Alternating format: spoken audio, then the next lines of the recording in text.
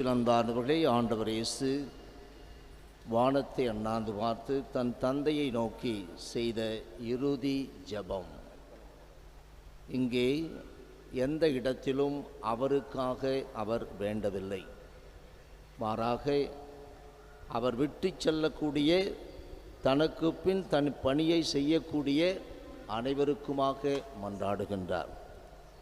அந்த பணியினால் யாரெல்லாம் பலன் பெறுவார்களோ அவர்களுக்காகவும் மன்றாடுகின்றார்.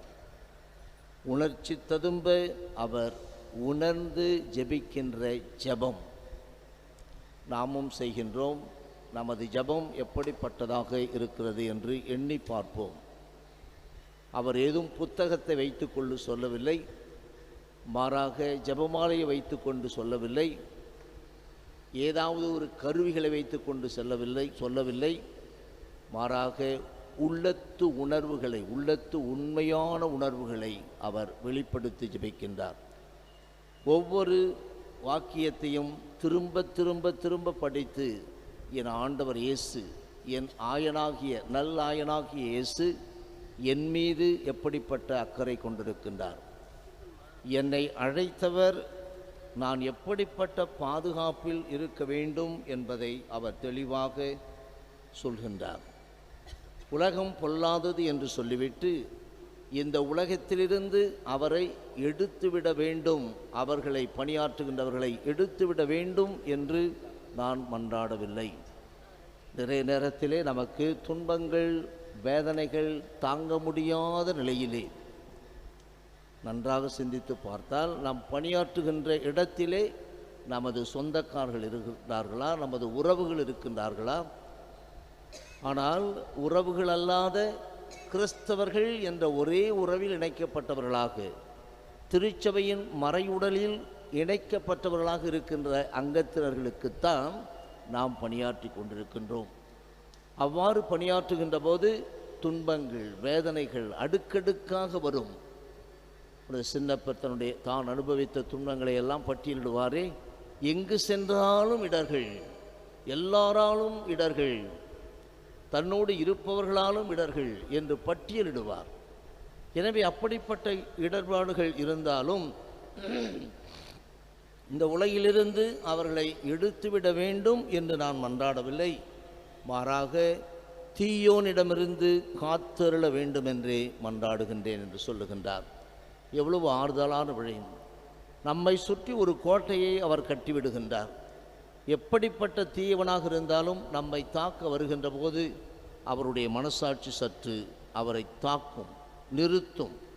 யாரை நான் திட்டுகின்றேன், யாரை நான் அடிக்க முற்படுகின்றேன், யாருக்கு எதிராக நான் செயல்படுகின்றேன் என்று எண்ணுகின்ற போது அந்த தீயவனிடமிருந்து காத்தருள வேண்டும் என்று மன்றாடுகின்றேன்.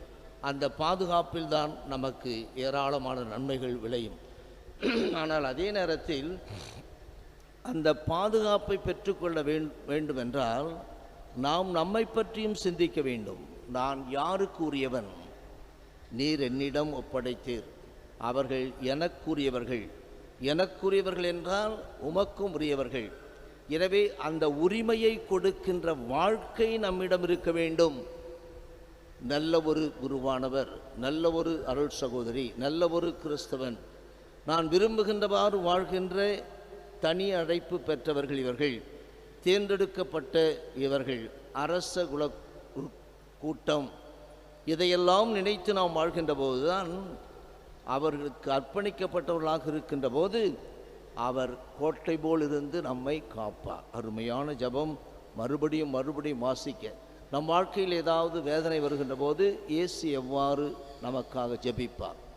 சீமோனை பார்த்து சொல்லுவார், சீமோனே சீமோனே, இதோ சாத்தான் உன்னை கோதுமையை புடைப்பது போல் துன்பம் கொடுக்க என்னிடம் உத்தரவு பெற்றிருக்கின்றார். உலகிலே துன்பங்கள் உண்டு என்பதை போன்று சாத்தான் கோதுமையை புடைப்பது போல் புடைப்பதற்கு என்னிடம் உத்தரவு வாங்கியிருக்கின்றார்.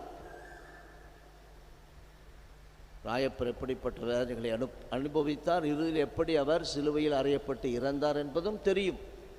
ஆனால் இந்த தீயவனிடமிருந்து காத்திருட நான் உனக்காக வேண்டுகிறேன் என்ற ஒரு வாக்குறுதியை கொடுக்கின்றார். அன்பானவர்களே, இப்படி சின்னப்பர் இயேசுவை கடவுளை பார்த்து மன்றாடுவார். உடலில் தைத்த முள், அந்த முள்ளை அகற்ற வேண்டும் என்று நான் 3 முறை வேண்டினேன்.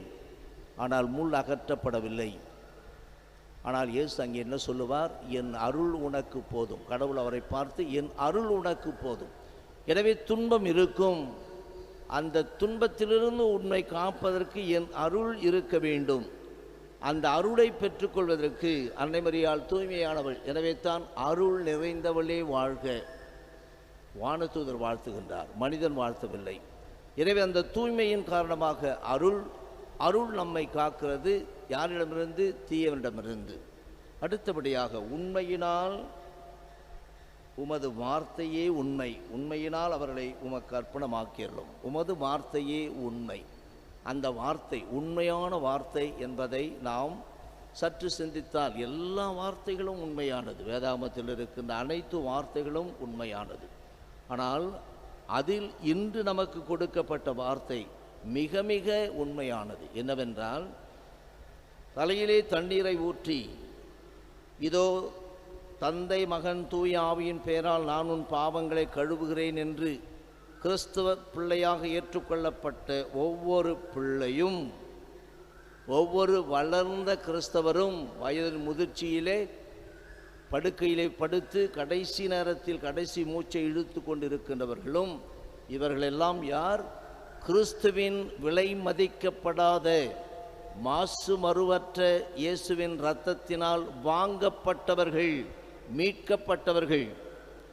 எனவே நான் யார் மீதாவது கையை வைக்கின்ற போது, ஒரு கிறிஸ்தவன் மீது வைக்கின்ற போது கிறிஸ்துவை நான் தாக்குகின்றேன். எனவே தான் சவுல் தமஸ்கு நகருக்கு செல்லும் வழியிலே, சவுலே சவுலே நீ என்னை துன்புறுத்துவது ஏன்?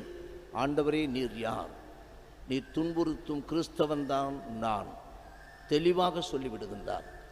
எனவே அங்கே சொல்லப்படுகிறது, தமது சொந்த இரத்தத்தால் தமதாக்கி கொண்ட கடவுளின் திருச்சபையை மேய்ப்பதற்கு. எனவே அந்த திருச்சபை எது? ஆண்டவர் தன் இரத்தத்தால் விலை கொடுத்து வாங்கிய அங்கத்தினர்கள் அடங்கியது. அந்த அங்கத்தினர்கள் இங்கே இருக்கின்ற ஒவ்வொருவரும், நம் வீட்டில் இருக்கின்ற ஒவ்வொரு ஞானஸ்தானம் பெற்றவர்களும் இயேசுவின் இரத்தத்தால் வாங்கப்பட்டவர்கள். எனவே நமது மதிப்பை நாம் உணர்ந்து கொள்ள வேண்டும். அதுதான் உண்மை. அதை உணர்ந்து கொள்ள வேண்டும். நான் சென்ற பிறகு இயேசு அங்கே சொல்லுவார், அதையே இங்கே பவுல் சொல்லுவார். உங்களை விட்டு நான் சென்ற பிறகு ஓநாய்கள் வரும் என்று சொல்லவில்லை, கொடிய ஓநாய்கள் வரும் என்று சொல்லுகின்றார். இந்த ஓநாய் வருவதை பற்றி நல்ல ஆயன் என்ற ஓமையிலே சொல்லுவார் ஆண்டவர் இயேசு கிறிஸ்து.